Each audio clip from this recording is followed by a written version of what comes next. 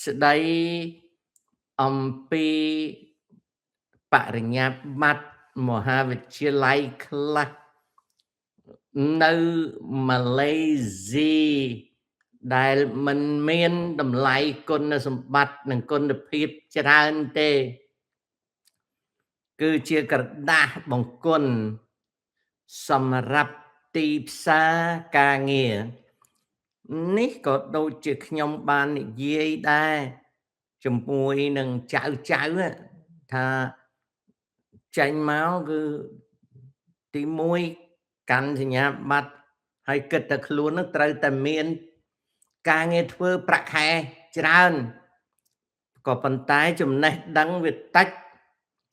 ឬមួយក៏សញ្ញាបត្រនឹងវាជាក្រដាស់បង្គន់អានឹងអញ្ចឹងហើយបានជា Jeffrey អឺ Williams នឹងគាត់និយាយរឿងនឹងគ្រាន់តែជាឧទានសារចំពោះអ្នកអានឲ្យយល់ដឹងណាហើយក៏ត្រូវយល់ដឹងអំពីបរិញ្ញាបត្រឬសញ្ញាបត្រក្រដាស់បង្គន់នេះដែរការដែលបន្លំក្នុងកម្មសិក្សាដើម្បីឆ្ពោះទៅរកបរិញ្ញាបត្រជាន់ខ្ពស់ធ្វើឲ្យមនុស្សមានក្រដាស់ប្រគុណកាន់នៅដៃតែអត់ចេះធ្វើការទេ graduate អ្នកដែលរៀនចប់មាន degree ឬក៏ជា diploma ហ្នឹងវាអត់សមស្របនឹងតម្រូវការនៃទីផ្សារការងារនៅពេលដែលថៅកែឬក្រុមហ៊ុនហ្នឹងគេត្រូវការបទពិសោធន៍និងចំណេះដឹងដូចខ្ញុំនិយាយអញ្ចឹងអឺមានគេសួរពី3ថ្ងៃមុនហ្នឹងគេថាគេបាក់ទឹកចិត្តព្រោះគេរៀនហើយទៅប្រាក់ខែ200 250 300ចាយមិនគ្រប់ត្រង់ហ្នឹងហើយគេហៅថាការពងប្រាថ្នាចង់បានតែបរិញ្ញាបត្រតែមិនដែលគិតថាខ្លួនចេះដឹងទេហើយខ្ញុំក៏ឲ្យយោបល់ទៅវិញថាពេលខ្ញុំធ្វើការខ្ញុំគិតថាធ្វើម៉េចឲ្យគេជួលខ្ញុំហើយធ្វើម៉េចឲ្យខ្ញុំនឹងអាចធ្វើការបានចេះដឹងហើយរំពឹងឡើងបុណ្យស័ក្តិដោយសាសនាដៃសញ្ញាបត្រជាលក្ខខណ្ឌមួយសុំចូលធ្វើការតែលក្ខខណ្ឌធំជាងគេគឺកសាងការពិសោធន៍និងស្នាដៃខ្ញុំនិយាយប្រហែលថ្ងៃហ្នឹងណាក្មួយម៉ាឡេនឹងអញ្ចឹងដូច្នេះហើយបានជានៅម៉ាឡេស៊ីវាមានសញ្ញាបត្រនៅក្នុងម៉ាឡេវាមិនសម្បូរទេនៅក្នុងពួកចិនណាពួកចិននៅម៉ាឡេវារៀនសូត្រចេះដឹងត្រឹមត្រូវវាមិនខ្វះការងារធ្វើទេប៉ុន្តែម៉ាឡេខ្លះវាឆ្លក់វង្វេងនឹងសញ្ញាបត្រក្រដាស់ប្រគុណហ្នឹងតែអាឆ្លក់វង្វេងក្រដាស់ប្រគុណហ្នឹងគឺมันខ្លាំងខ្លាដូចនៅប្រទេសកម្ពុជាយើងទេពួកម៉ាឡេខ្លះដែល Jeffrey Williams គាត់និយាយហ្នឹងគឺថាវាមានម៉ាឡេខ្លះហ្នឹងវាមានក្រដាស់ប្រគុណកាន់នៅនឹងដៃក៏ប៉ុន្តែដើរទាត់ខ្យល់នេះគឺជាអ្វីដែលកំពុងតែកើតឡើងហើយលោក William លោក Jeffrey Williams ហ្នឹងគាត់លើករឿងហ្នឹងមកនិយាយណាអានោះទេណាបន្ទាប់មកទៀតគាត់ចង្អុលបង្ហាញពីអ្វីដែលកំពុងកើតឡើងនៅកម្ពុជានេះគាត់ថាចំណេះដឹងជំនាញដែលគេត្រូវការនៅក្នុងទីផ្សារការងារម៉ាឡេវាអត់មានអ្នកមានបរិញ្ញាបត្រ អ្នកមានបរិញ្ញាបត្រសម្បូរតែបរិញ្ញាបត្រ1 ក្ដេសដូចអាឆែប1 ក្ដេសអាអីអាស្អីនោះអាប្រធានបកយុវជនអាហ្នឹងឈ្មោះស្អីអាស្អីអាពេជ្រស្រស់ណាបណ្ឌិត1 ក្ដេសអាសួនសេរីរដ្ឋាបណ្ឌិត1 ក្ដេសនៅស្រុកខ្មែរដូចវាច្រើនជាងម៉ាឡេទៅទៀតវាសម្បូរអាបណ្ឌិត1 ក្ដេសដោយគ្មានការខ្មាស់អៀននៅស្រុកថៃវាមានអាបណ្ឌិត1 ក្ដេសអាបរិញ្ញាបត្រ1 ក្ដេសនឹងមានពីទសវត្ស70 80 90មកដល់ឥឡូវនឹងមាននៅពេលថ្មីឆ្នាំទៅនឹងនាងមួយដែលជារដ្ឋមន្ត្រីក្រសួងពាណិជ្ជកម្មសប្តាហ៍ថ្ងៃហ្នឹងក៏គេចោទប្រកាន់ថា MBA របស់នាងហ្នឹង MBA 1 ក្ដេសក៏ប៉ុន្តែនាងហ្នឹងគាត់តបវិញសឿងរបស់គាត់ថាបើ1 ក្ដេសគាត់មិនមែនធ្វើការឲ្យក្រុមហ៊ុនអាមេរិកាំងបានជោគជ័យហើយគាត់ជា success professional ដែលអាចបង្វិលជោគជ័យឲ្យក្រុមហ៊ុន2ក្នុងកិច្ចការរបស់គាត់អញ្ចឹងគាត់អត់ខ្លាចការរិះគន់ថា MBA គាត់1 ក្ដេសទេឃើញទេអាហ្នឹងគេសឿងមាននៅស្រុកខ្មែរយើងវាសម្បូរអាសញ្ញាបត្រនិងបរិញ្ញាបត្រ1 ក្ដេសហ្នឹងបាទអាហ្នឹងអញ្ចឹងលោក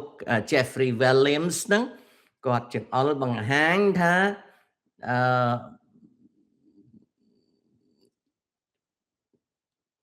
បរិញ្ញាបត្រមួយចំនួននៅម៉ាឡេវាជាបរិញ្ញាបត្រ1 ក្ដេសដែលច្រើនប្រើពាក្យថា general business degree បរិញ្ញាបត្រចំនួនទូទៅចំនួនទូទៅនឹងប្រើអត់កើតទេសញ្ញាបត្រ1 ក្ដេសណាបន្ទាប់មកទៀត basic management នឹងបរិញ្ញាបត្រ1 ក្ដេសសូម្បីតែនៅស្រុកអាមេរិកហ្នឹងក៏អត់មានសូវគេជួលដែរតែបរិញ្ញាបត្រនៅក្នុងវិស្វកម្ម engineering information technology អត់មានហើយដូចស្រុកខ្មែរពួក1 ក្ដេសចៅហ្នឹងអាហ្នឹងវាអត់1 ក្ដេសផងចេះសួរ cyber security ល្អអត់ក៏ដូចមកអាផេះវាដឹងអី cyber security ស្អីវាចេះតែនិយាយហ្នឹងវារៀន hacking កបិចកប៉ុកអង្គកប៉ុងជាមួយ scammer ហ្នឹងវាអួតវា cyber security ណា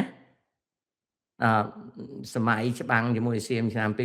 2025ពួកអាផេះអស់ហ្នឹងគេមិនអួតគេវាយលុកអីទំព័ររបស់ថៃអីវាយមកមីសក្តរថៃហ្នឹង cyber security ដែរចៅមិនសួរតែ cyber security ល្អអត់ដល់សួរឡើងថាអាហ្នឹងមានចូលមហាវិទ្យាល័យណាអាហ្នឹងរៀននៅសាលាតប៉ែឆ្កោកប្រែមកថាសាលាអុកណូកឆ្កែណាហើយចិត្តជាប់បាក់ឌុបមកប្រាប់តាភ្លើមែនខំរៀនមិនខំរៀនចិត្តជាប់បាក់ឌុបឲ្យប្រាប់តាអាហ្នឹងហើយគេហៅអាចចូលជាមួយនឹងសញ្ញាបត្រមកវាមានគិតរឿងវាចេះឯណានេះដូចធីសពហ្នឹងមានគិតរឿងចេះឯណាខ្ញុំចិត្តជាប់បាក់ឌុបហើយតាឯងដឹងទេបាក់ឌុបគឺជាសញ្ញាបត្រដែលទៀបណាចៅយើងត្រូវការបោះពួយ6ឆ្នាំទៀតគាត់នៅចិត្តខ្ញុំប៊ីសជាប់បាក់ឌុបតាខ្ញុំប៊ីសជាប់បាក់ឌុបហើយឥឡូវនេះខ្ញុំមិនបាច់គិតអីគិតតែដើរញ៉ែស្រីប៊ីសជាប់បាក់ឌុបគាត់ថាប៊ីសតាចង់ចប់ធ្លាក់អាហ្នឹងគេហៅប៊ីសជាប់បាក់ឌុបសេចក្តីរំពឹងគិតដ៏ធំធេងនៅពេលដែលខ្លួនមិនរៀនអាហ្នឹងអញ្ចឹងតា ហើយបន្តមកទៀតចៅសួរតើ IT មិនដែរល្អអត់សួរចុះសួរឡើងមានចូលសាលាណាអត់ចូលសាលាទេ IT វានោះណា IT វាហ្នឹងមកពីពាក្យ I ធ្វើវាចេះតែធ្វើហ្នឹងណាហើយមិនមែនធ្វើកុំព្យូទ័រទេធ្វើគូតឆ្កែអញ្ចឹងទៅណា IT ធ្វើគូតឆ្កែអញ្ចឹងទៅវា IT ដែរគ្រាន់តែបង្ហោះផ្កាយរណបហ្នឹងគេហៅថាគម្រោងអវកាសមួយដ៏ធំឃើញទេហ្នឹងហើយដែលវាកំពុងតែជួបប្រទះនឹងភាពស៊ីចូលដ៏អស្ចារ្យហ្នឹងអញ្ចឹងនៅម៉ាឡេគេត្រូវការអីគេត្រូវការ technical ហើយនិង engineering degree សញ្ញាបត្រឬបរិញ្ញាបត្របច្ចេកទេសនិងវិស្វកម្មគេត្រូវការអី vocational និង apply training ស្អីទៅវិជ្ជាជីវៈអនុវត្តផ្នែកខាងបច្ចេកទេស mechanical electrical electronic គេត្រូវការនោះបើនៅម៉ាឡេវាសម្បូរអាសញ្ញាបត្រមួយមកក្ដិះហ្នឹងណា general business degree basic management non technical social science នៅស្រុកខ្មែរដូចគ្នាបរិញ្ញាបត្រខាងទស្សនវិជ្ជាពុទ្ធសាសនាស្រុកខ្មែរឲ្យលួយស្អុយលហុំប៉ុន្តែបើនិយាយពីរឿងធម្មមេចាវិញរាប់ផ្លេចបន្តិចសឹកយកពុនបន្តិចសឹកយកពុន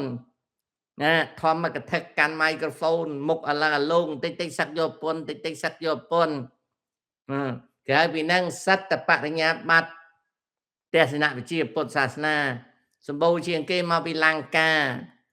ព្រោះអាស្រុកហ្នឹងទិញសញ្ញាបត្របាននោះស្រួលមានអីអាហ្នឹងសិតតែអញ្ចឹងណាដូច្នេះបុគ្គលិកលក្ខណៈដែលលោក Jeffrey Williams គាត់និយាយហ្នឹងគឺគាត់ចង់បញ្ជាក់អំពីសេចក្តីត្រូវការរបស់សង្គមម៉ាឡេស៊ីណាក្មួយអាហ្នឹងអញ្ចឹងទេណា